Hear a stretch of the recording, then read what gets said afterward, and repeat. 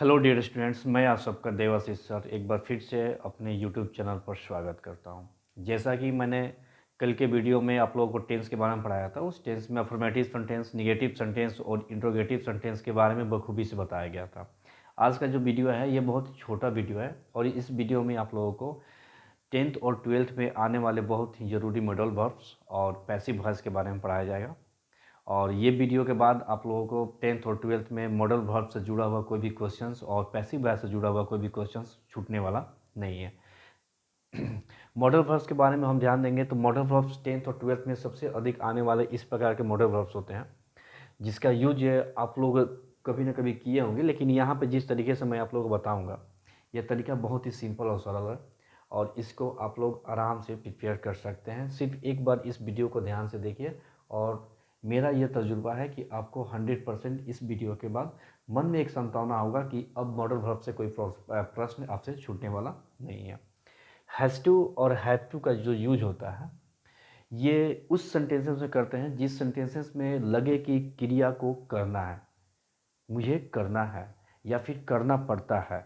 मतलब कि कहने का तात्पर्य है, सेंटेंस दो टाइप देखिएगा। ये सेंटेंस ये इसको ऐसे करेगा, मुझे यह काम करना है या फिर मुझे यह काम करना पड़ता है।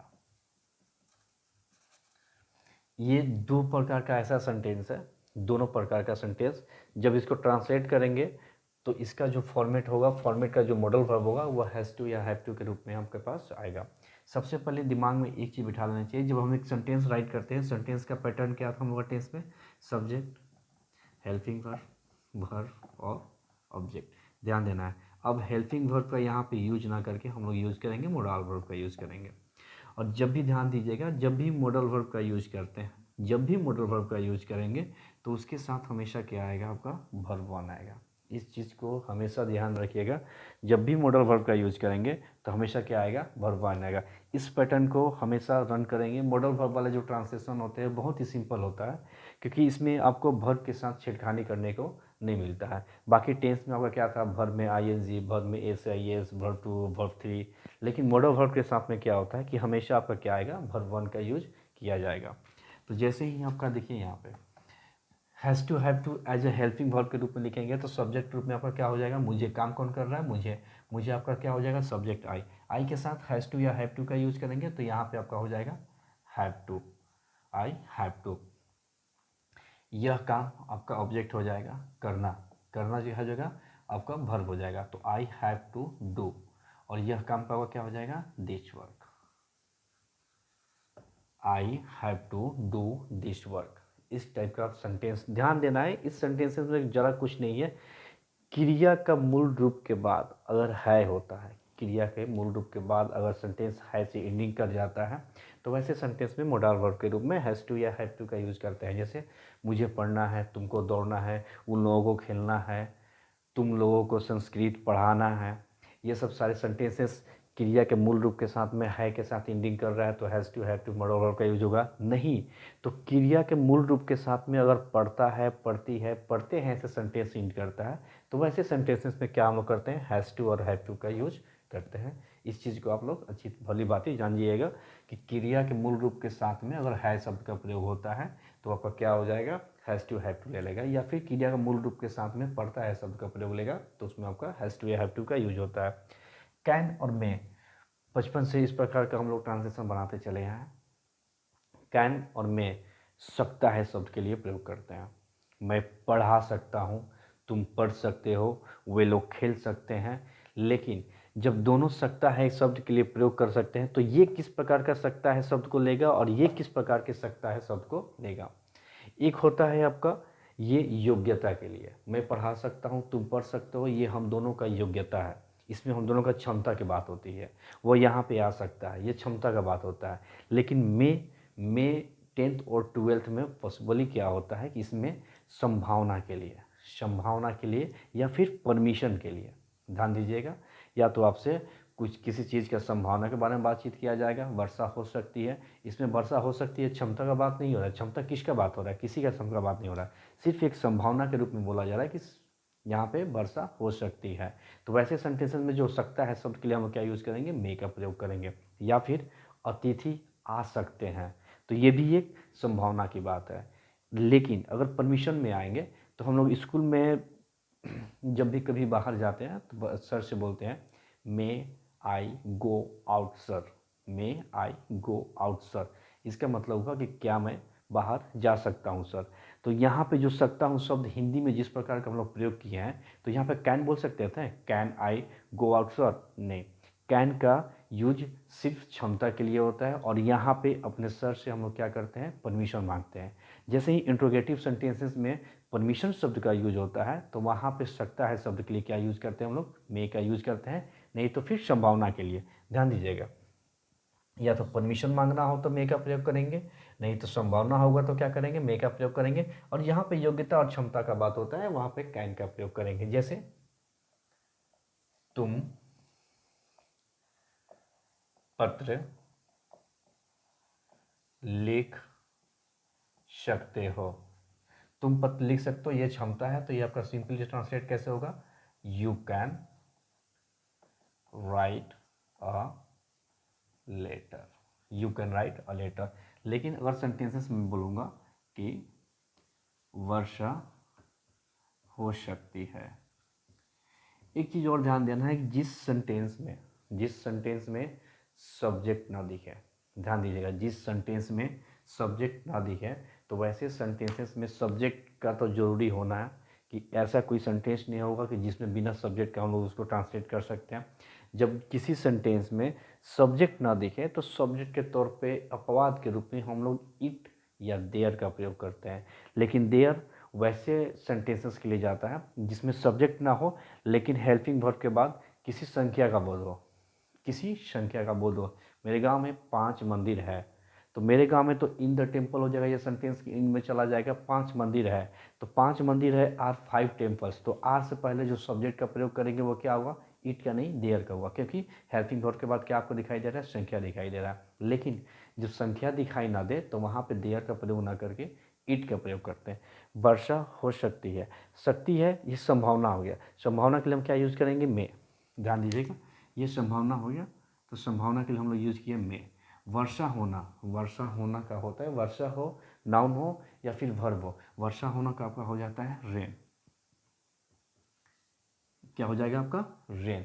अब यहाँ पे ध्यान देना है, मे रेन मोडाल वर्ब और ये आपका वर्ब, तो आपका सब्जेक्ट कहाँ है, तो ये जब देखेंगे हेल्पिंग वर्ब जो मॉडल वर्ब के बाद कोई संख्या नहीं दिखाई दे रहा है तो अपवाद के रूप में आपका क्या आ जाएगा, इट, इट में रेन, क्या हो जाएगा आपका, इट में रेन, वर्षा हो सकती है। ध्यान दीजिएगा, अगर होना शब्द का भी मीनिंग अगर आप अलग करना चाहते हैं, इसको वर्ब बना करके इसको आप नाउन के रूप में अलग करना चाहते हैं, तो ये सेंटेंसेस को आप ऐसे भी लिख सकते हैं, it may be rain, otherwise it में रेन। वर्षा होना भी एज अ वर्ब का काम करता है, अगर इसको एज अ नाउन लेंगे तो वर्ब के रूप में होना शब्द को ये बाहर निकाल सकते हैं। यहाँ पे मे बी आपका मोडाल वर्ब का कंटिन्यूअस फॉर्मेट के रूप में यूज नहीं हो रहा है, यहाँ पे बी प्रेजेंट कर रहा है किसको, वर्ब को, होना शब्द को। तो जैसे ही ये बी यहाँ प्रेजेंट करेंगे तो ये आपका वर्ब हो जाएगा, तो ये आपका क्या हो जाएगा, एज अ नाउन जो ऑब्जेक्ट का काम कर रहा है, तो ये क्या हो जाएगा आपका rain, it may be rain. इस चीज़ को आप लोग अच्छे से ध्यान दीजिएगा। शुड, आउट टू और मस्ट, शुड का यूज हम लोग बहुत बखूबी से जानते होंगे। ये तीनों का मतलब क्या होता है, चाहिए शब्द होता है। ये जो तीनों होता है, तीनों का मतलब आपका जो होगा ये चाहिए शब्द को इंडिकेट करता है। लेकिन किस प्रोसेस पे किस चाहिए के लिए हम लोग शुड और किस के लिए आपका आउट टू और किसके लिए मस्ट का आपका यूज करते हैं। शुड का यूज सामान्यतः करते हैं, सामान्यतः मुझे पढ़ना चाहिए, उन लोगों को दौड़ना चाहिए, उसे खाना चाहिए, तुमको यहाँ आना चाहिए। नॉर्मली वैसे सेंटेंसेस में हम लोग क्या करते हैं, शुड का प्रयोग करते हैं, समानतः शुड का प्रयोग करते हैं। लेकिन जैसे ही नैतिक जिम्मेदारी दिखती है, नैतिक जिम्मेदारी, जैसे गरीबों की मदद करनी चाहिए, माँ बाप की सेवा करनी चाहिए। ये मेरा क्या है, नैतिक जिम्मेदारी। कहने का तात्पर्य है कि एक ऐसा जिम्मेदारी जिसमें चाहिए शब्द का प्रयोग हो, चाहिए शब्द का प्रयोग हो, एक ऐसा जिम्मेदारी जिसको मनुष्य को नैतिकता के रूप में करना चाहिए। अगर उसको न करने से आप पे कोई कानूनी कार्रवाई नहीं हो सकता है, ध्यान दीजिएगा। एक ऐसा जिम्मेदारी जो नैतिकता के अनुसार सही हो, लेकिन अगर उसको आप नहीं भी करते हैं तो कोई आप पे कानूनी कार्रवाई नहीं हो सकता है। तो वैसे शब्द में अगर चाहिए शब्द का प्रयोग होता है तो हम लोग आउट टू का प्रयोग करेंगे। हमें गरीबों की मदद करनी चाहिए, हमें गरीबों की मदद करनी चाहिए। इसमें आपका क्या है कि गरीब को मदद नहीं करेंगे तो कोई कानूनी कार्रवाई आप पे होगा, नहीं होगा। लेकिन वैसे कंडीशंस में जैसे ही चाहिए शब्द आएगा तो वहाँ पे शुड का तो प्रयोग कर सकते हैं, लेकिन उसके साथ साथ और एक चीज़ का क्या यूज कर सकते हैं हम लोग, आउट टू का भी शुड की जगह पे प्रयोग कर सकते हैं। We ought to help poor. Must का यूज जो होता है ये भी चाहिए शब्द के लिए होता है, लेकिन ये जो चाहिए होता है मस्ट मतलब होता है एकदम जरूरी। जैसे समय पर दवा लेनी चाहिए, मस्ट का जो यूज होता है ये भी चाहिए शब्द के लिए होता है। और मस्ट मतलब होता है एकदम जरूरी, मतलब कि एक ऐसा चाहिए शब्द का प्रयोग जो सेंटेंस में कार्य को बताए कि ये कार्य एकदम जरूरी है। एग्जाम्पल, समय पर दवा लेनी चाहिए। अब बताइए कि समय पर दवा नहीं लेंगे तो क्या मेरा काम चलेगा, बीमारी और बढ़ेगा या घटेगा। इसलिए हम लोग क्या बोलते हैं, जब भी कोई सेंटेंसेस बोलता है तो वो क्या बोलता है, समय पर जरूर दवा लेनी चाहिए। तो वैसे सेंटेंसेस के लिए हम लोग क्या यूज़ करते हैं, मस्ट। जहाँ पे चाहिए शब्द के साथ अवश्य या जरूर शब्द का भी प्रयोग होता है, वहाँ पर भी चाहिए और अवश्य को मिला करके या चाहिए या जरूर को मिला करके हम लोग डायरेक्ट एक मोडल वर्ब का यूज़ करते हैं, जिसका क्या होता है, ये मस्ट। ध्यान दीजिएगा। एग्जाम्पल, तीनों का एक एक एग्जाम्पल देख लेते हैं हम लोग। मुझे दौड़ना चाहिए, आई शुड रन। एक और सेंटेंस आपका हो जाएगा, और टू, हम लोगों को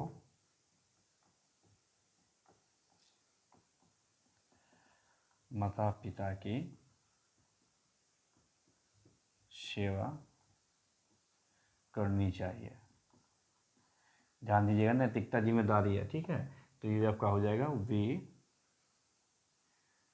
out to serve our parents. एक और चीज मस्ट के रूप में यूज करेंगे,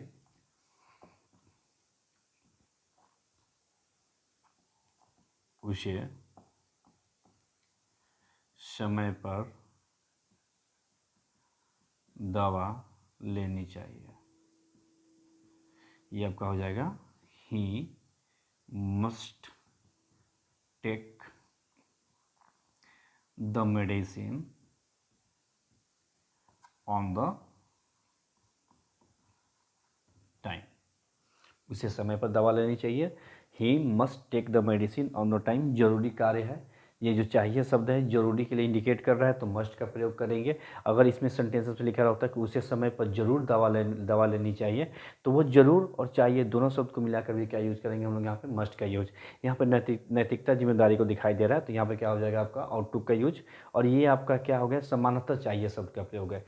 शुड का यूज, अगर कुछ नहीं समझ में आए तो जितने सारे सेंटेंसेस हैं, जितने सारे चाहिए उसमें आंख बंद करके आप शुड का प्रयोग कर सकें तो वो भी आपका सही जाएगा। मतलब जहाँ भी चाहिए शब्द का प्रयोग हो वहाँ पे आप शुड मार देंगे। यहाँ पे आपका हो जाएगा, we should serve our parents. यहाँ पे हो जाएगा, he should take the medicine on the time. लेकिन डीप स्टडी करना है, अपने नॉलेज को थोड़ा दिखाना है, तो वहाँ पे अगर नैतिकता जिम्मेदारी होगा तो वहाँ पे आप टू का प्रयोग कर दीजिए। और जहाँ पे चाहिए शब्द का प्रयोग अवश्य के लिए इंडिकेट कर रहा है तो वहाँ पे आप मस्ट का प्रयोग कर सकते हैं। इसको आप स्क्रीनशॉट ले लीजिए।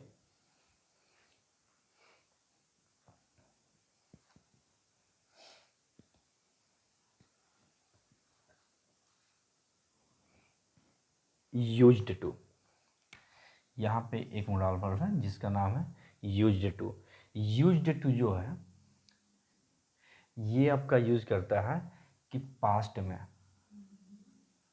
एक चीज़ ध्यान देना कि पास्ट में यदि आप किसी कार्य को, मतलब कि वर्ब को रेगुलर करते थे, रेगुलर नियमित करते हैं, तो वैसे सेंटेंसेस के लिए हम लोग मॉडल वर्ब के रूप में यूज टू का प्रयोग करते हैं। सिंपल सा चीज देखिएगा, वह संस्कृत पढ़ाया करता था, वह संस्कृत पढ़ाया करता था।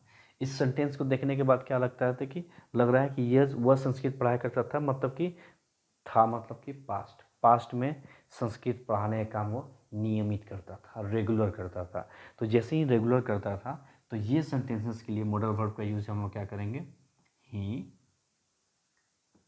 यूज्ड टू, वर्ब आ जाएगा टीच संस्कृत। ध्यान दीजिएगा, he used to teach Sanskrit. इसको थोड़ा सा पैटर्न हम लोग चेंज कर देंगे, सेंटेंसेस को अगर चेंज कर देंगे उसमें आपको ये करता था, करती थी, क्रिया के साथ में नहीं दिखाई देगा। अब हम क्या करते हैं कि यहाँ पे एक सेंटेंस जो दिखाई दे रहा है कि क्रिया के साथ में अगर करता था, करती थी दिखाई दे रहा है, तो वहाँ पे यूज्ड टू का प्रयोग कर दिए।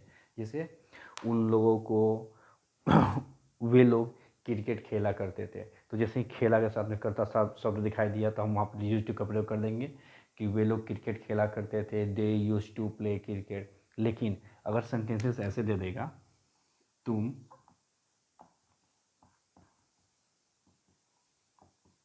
रोज विद्यालय जाते थे, तुम रोज विद्यालय जाते थे, इस टाइप का लॉजिक 10th और 12th में डाल देता है। सेंटेंसेस को आप देखिएगा तो लगेगा ये टेंस है, था, पास्ट, ता, इंडिफिनिट, पास्ट इंडिफिनिट, वेंट का प्रयोग करेंगे, लिखेंगे डायरेक्ट हम लोग क्या बनाएंगे इस ट्रांसलेट को, you went, verb two, went to school, और रोज़ का यहाँ पर लिख देंगे daily, you went to school daily. लेकिन अगर इस ध्यान सेंटेंस को थोड़ा ध्यान से पढ़ेंगे, सेंटेंसेस कर रहा है कि वह तुम रोज़ विद्यालय जाते थे, मतलब कि विद्यालय जाने का काम नियमित होता है, रेगुलर होता है। तो जब कोई काम नियमित होगा, रेगुलर होगा, तो कौन सा मॉडल वर्ब का यूज होगा, कौन सा मॉडल वर्ब का यूज होगा आपका, यूज्ड टू। तो इस सेंटेंसेस का यूज ना करके हम लोग यहाँ पे लिखेंगे you used to go to school, go to school daily. इस चीज़ को आप 100% दिमाग में बैठा लीजिएगा।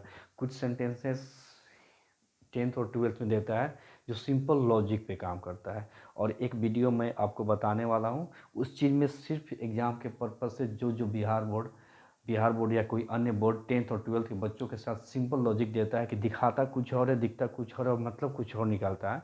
तो वैसा एक वीडियो आपको एग्ज़ाम से पहले मैं ज़रूर प्रोवाइड करूँगा। इस चीज़ को आप स्क्रीनशॉट ले लेंगे।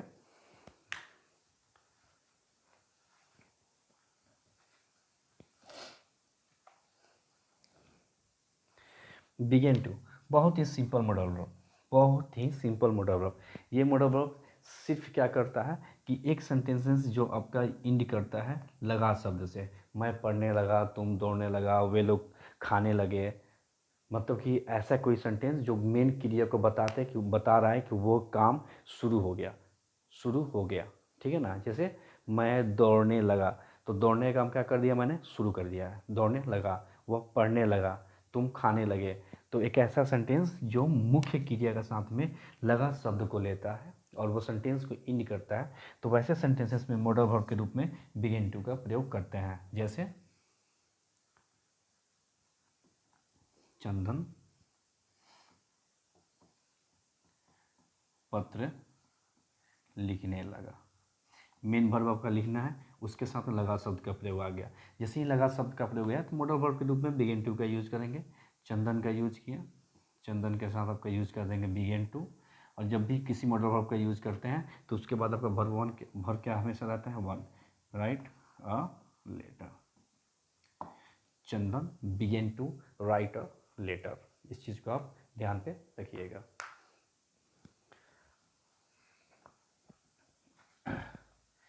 एक सेंटेंसेस इस प्रकार का आपका दे देता है,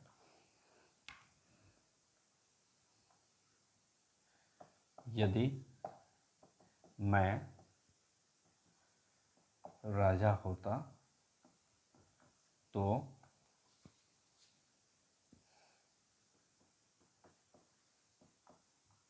गरीबों की सेवा करता। ध्यान दीजिएगा, यदि यदि शब्द का प्रयोग करने का मतलब कि जो सेंटेंस है उस सेंटेंस में कंडीशन अप्लाई कर रहा है। कंडीशन मतलब कि कुछ ना कुछ अपनी इच्छा को जता रहा है। यदि ये चीज़ होता, यदि वो होता।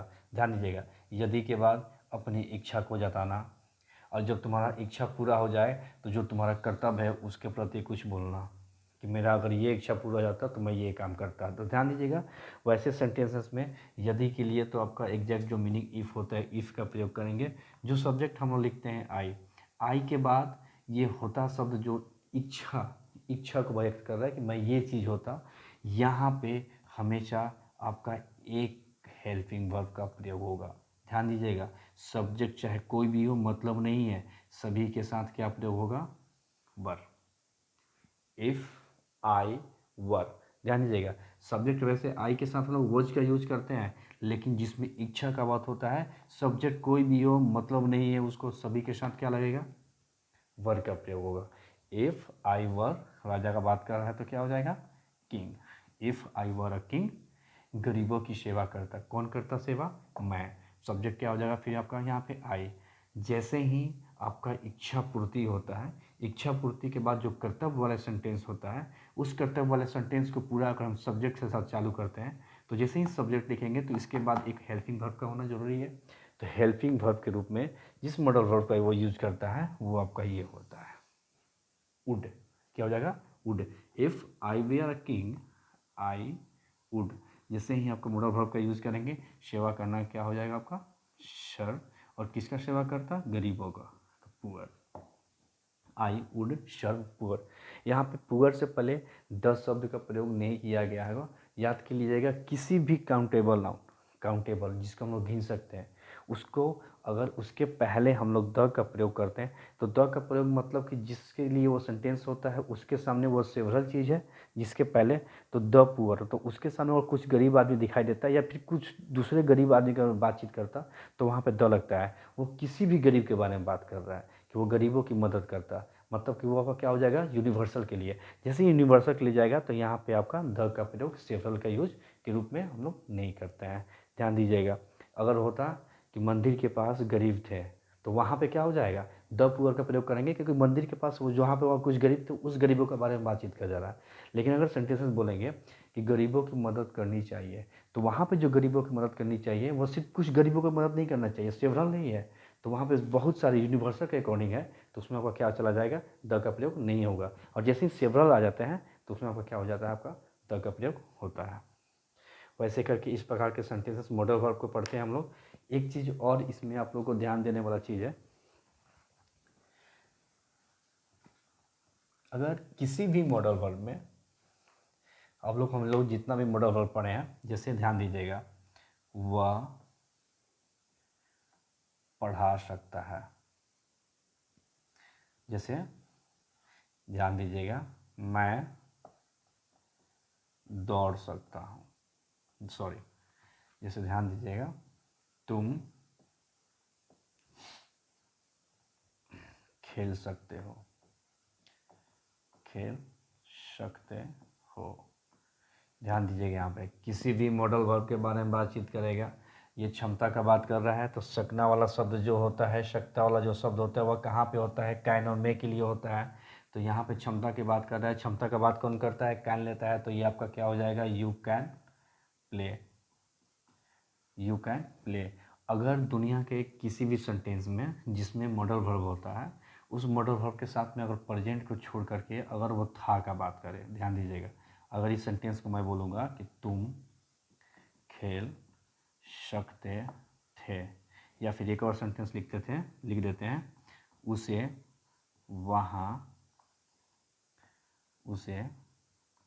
वहाँ जाना चाहिए था। अभी तक हम लोग चाहिए शब्द का प्रयोग किए थे, अब चाहिए में था का प्रयोग करेंगे तो ये पास्ट को इंडिकेट कर रहा है। तो दुनिया के किसी भी मॉडल वर्ब के साथ में था का यूज होता है, मतलब पास्ट का यूज करते हैं। घबराना नहीं है उस चीज़ को लेकर के, बहुत ही सिंपल होता है। किसी भी मॉडल वर्ब के साथ में अगर था का प्रयोग कर दिया तो समझ जाइए कि उस मॉडल वर्ब के पास्ट फॉर्मेट को लिख करके हैव का यूज कर देंगे और वर्ब को कर देंगे थर्ड। कहने का मतलब है कैन का पास्ट फॉर्म का यूज करेंगे तो क्या हो जाएगा कुड। शुड का प्रेजेंट भी शुड होता है और पास्ट भी क्या होता है शुड ही होता है। और जैसे ही कैन को कुड के पास्ट के रूप में चेंज करेंगे तो उसमें पास्ट के लिए यूज कर देंगे हैव, और जो वर्ब का यूज करेंगे वो आपका हो जाएगा वर्ब थर्ड। तुम खेल सकते थे, आपका तुम का हो जाएगा यू। पास्ट का बात कर रहे हैं तो कैन क्या बन जाएंगे आप कुड, कुड के साथ क्या यूज करेंगे हैव। अब वर्ब क्या बन जाएगा third, you could have played. उसे वहाँ जाना चाहिए था, उसे वहाँ जाना चाहिए था। इसमें चाहिए शब्द के साथ में था का प्रयोग कर रहे हैं, उसे के लिए ही हो जाएगा। शुड का पास्ट भी शुड ही होता है, और पास्ट को इंडिकेट करने के लिए क्या कर देंगे हम लोग should have, he should have. जाना शब्द का वर्ब थर्ड क्या हो जाएगा गॉन। कहाँ जाना चाहिए वहाँ, there. He should have gone there. कहने का तात्पर्य जितने सारे मॉडल वर्ब्स होते हैं अगर उसको पास्ट के साथ बनाना आता है, था शब्द का प्रयोग कर दिया तो उस मॉडल वर्ब को पास्ट में कन्वर्ट करके हैव को जोड़ करके वर्ब को चेंज कर देना है वर्ब थ्री के रूप में। उसके बाद जो नियमित रूप से बनाना है वैसे ट्रांसलेट कर देंगे, कोई आपत्ति और कोई दिक्कत उसमें आपको नहीं होगा।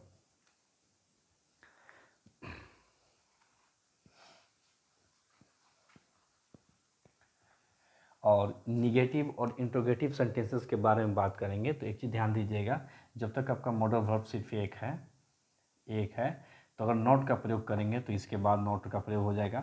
लेकिन जैसे ही आपका मॉडल वर्ब दो हो जाएगा तो अब यहाँ पे नॉट का, अगर मुझे निगेटिव सेंटेंस में नहीं शब्द का प्रयोग करना है नॉट का यूज करना है तो फर्स्ट में कौन है आपका मेजर हीरो कौन है माइट है, तो आपका हीरोइन किसके साथ चली जाएगी माइट के साथ में। मतलब कि कितने भी मॉडल वर्ब हो पहले वाले के साथ में नॉट होगा। और अगर इंट्रोगेटिव का बात हम लोग करेंगे, इंट्रोगेटिव का, तो सब्जेक्ट से पहले जब भी निकालेंगे तो सिर्फ पहले वाले को निकालेंगे। एक है तो आपका एक सब्जेक्ट से पहले निकल जाएगा, कोई दिक्कत नहीं है, ये डायरेक्ट सब्जेक्ट से पहले आ जाएगा। अगर दो आपका मॉडल वर्ब है तो उसमें से सिर्फ पहले वाले को बाहर निकालेंगे, जो दूसरा वाला जहाँ पे है वहीं पे छोड़ देंगे। सेम तकनीक से काम करना है जो टेंस में हम लोग पढ़े थे।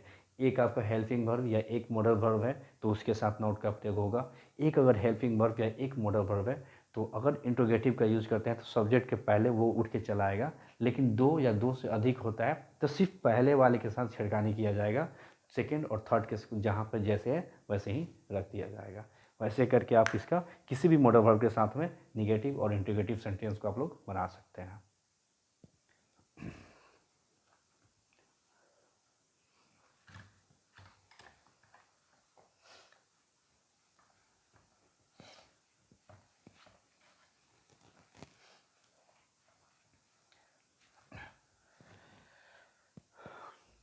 मॉडल वर्ब्स का स्टडी करने के बाद अब हम लोग जो पढ़ेंगे वो है एक्टिव से पैसिव वॉइस। पैसिव वॉइस मेरे पास बहुत ही सरल तरीक़ा से बनाने का तकनीक है।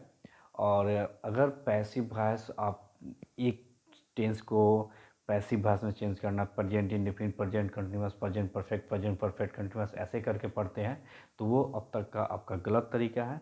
मैं आपको जो आज एक सिंपल सा लॉजिक देने वाला हूँ उससे से आप दुनिया का किसी भी पैसिव वॉइस को आराम से एक्टिव से पैसिव में चेंज कर सकते हैं। वो देखिए ध्यान दीजिएगा, यहाँ पे सिर्फ चार नियम आपको कंप्लीट करना है। और वो चार नियम से आपके सामने मैं किसी भी सेंटेंस को रखूँगा और उस चार नियम से आप लोग आराम से पैसिव वॉइस में आप लोग चेंज कीजिएगा। पहला नियम जो होता है, पहले एक चीज़ ध्यान दे दीजिएगा, ये एक्टिव वॉइस जो होता है सब्जेक्ट होता है, हेल्पिंग वर्ब होता है, वर्ब होता है और ऑब्जेक्ट होता है। इसको हम लोग बोलते हैं एक्टिव। ये क्या होता है, जो टेंस के रूप में सेंटेंस होता है उसको एक्टिव बोलते हैं, और जो वॉइस अपने अनुसार सेंटेंस को चेंज कर लेता है तो उसको हम लोग क्या बोलते हैं पैसिव वॉइस बोलते हैं। जो पैसिव वॉइस होता है, पैसिव वॉइस में ज़्यादा कोई दिक्कत नहीं है। ये जो ऑब्जेक्ट होता है यहाँ पे आपका बन जाएगा सब्जेक्ट, ये जो सब्जेक्ट होता है आपका यहाँ पे बन जाएगा ऑब्जेक्ट। ठीक है ना, ध्यान दीजिएगा नियम किस किस चीज़ को फॉलो करता है। पहला कहता है कि आप सब्जेक्ट को बना दीजिए ऑब्जेक्ट और ऑब्जेक्ट को बना दीजिए सब्जेक्ट। फर्स्ट रूल्स क्या बोलता है, सब्जेक्ट को ऑब्जेक्ट और ऑब्जेक्ट को सब्जेक्ट।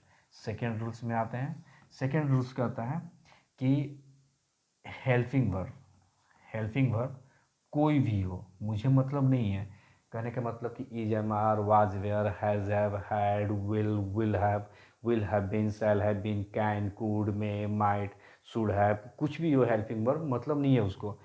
पैसिव वॉइस क्या कहता है?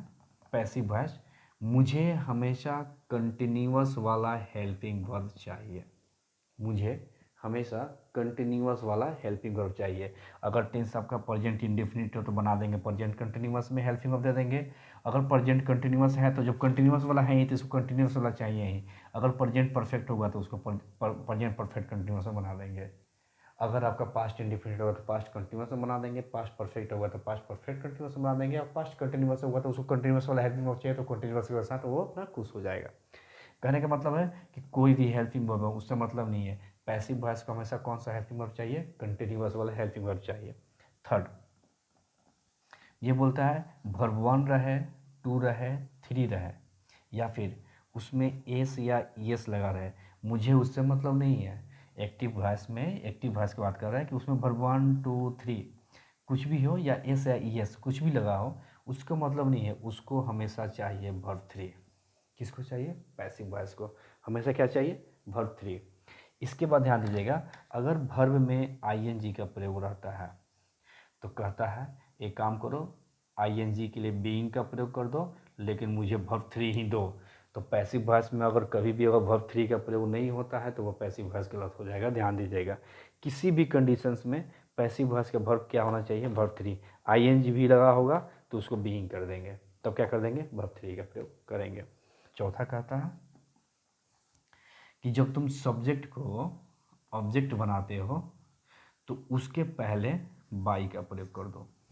जब तुम सब्जेक्ट को ऑब्जेक्ट बनाते हो तो उसके पहले बाई का प्रयोग कर दो। ये 4 नियम से मैं डायरेक्ट कुछ पढ़ाया नहीं अभी तक, मैं ये 4 नियम से डायरेक्ट यहाँ पे हम 2 3 4 सेंटेंस लिखने वाला हूँ एक्टिव वॉइस का, और पैसिव वॉइस आप ये 4 टेक्निक पे देख करके बनाइएगा। सिंपल सा चीज़ है, जैसे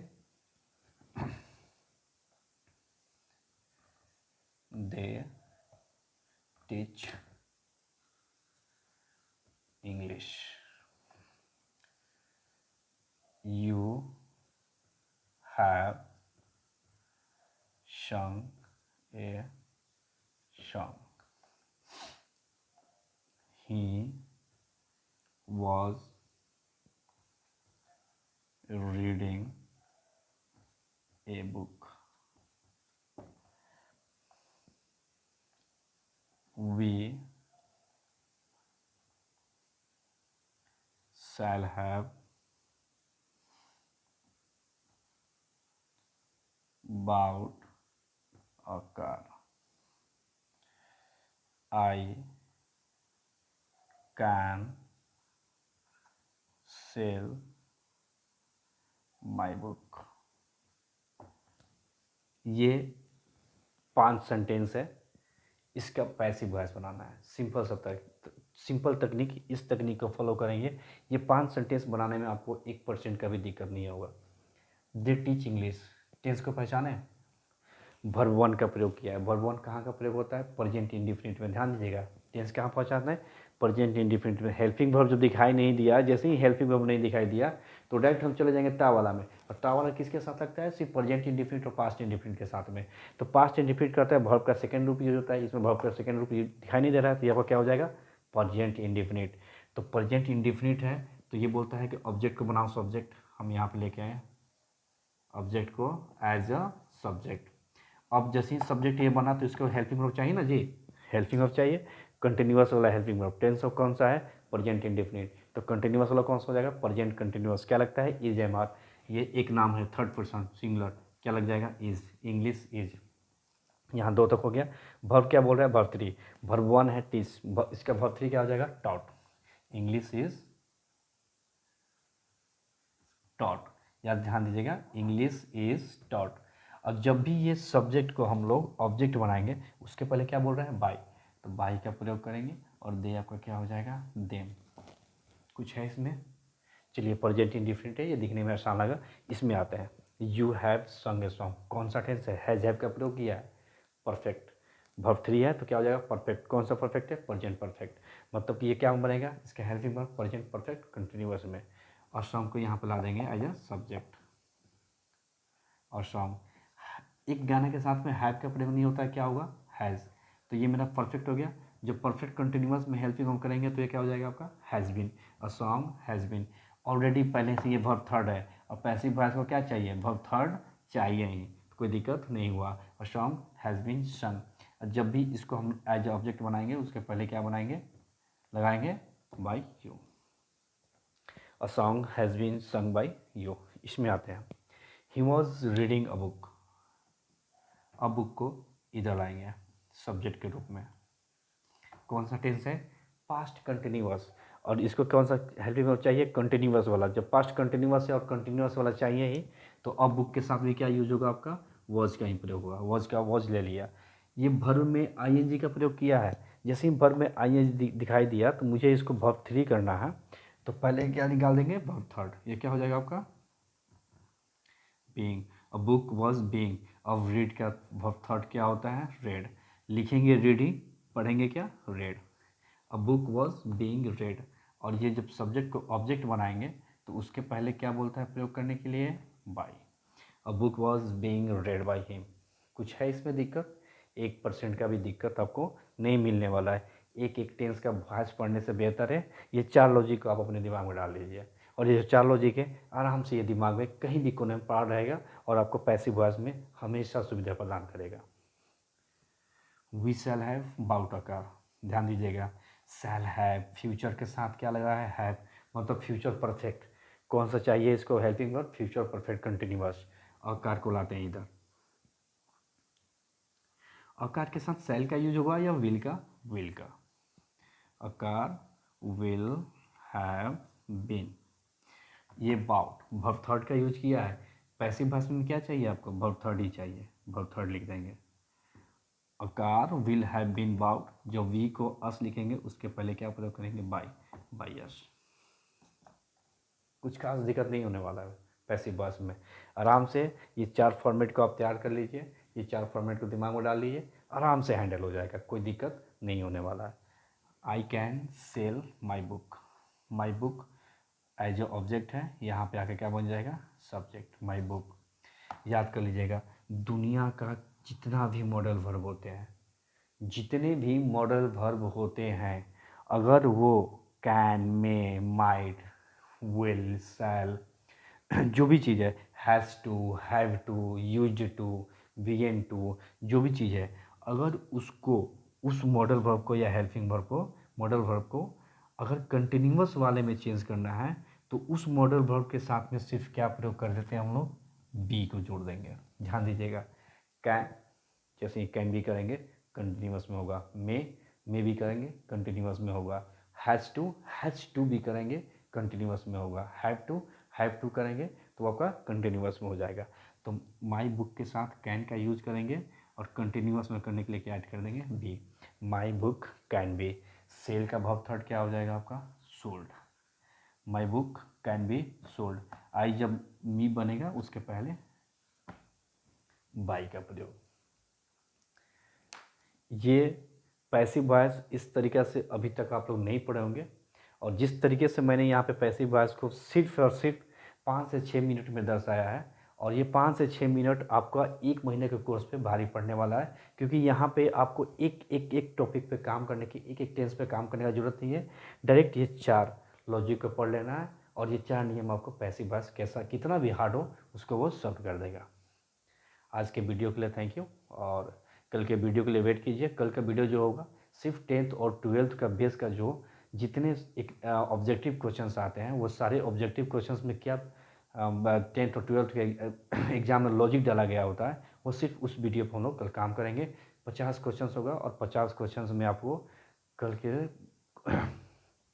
और कल की वीडियो में आपका 50 क्वेश्चन होगा, और 50 क्वेश्चंस के थ्रू आप लोगों को अच्छे खासे पढ़ने के बाद राहत मिलने वाला है कि सर कुछ ना कुछ समथिंग नया लेकर आपके सामने है।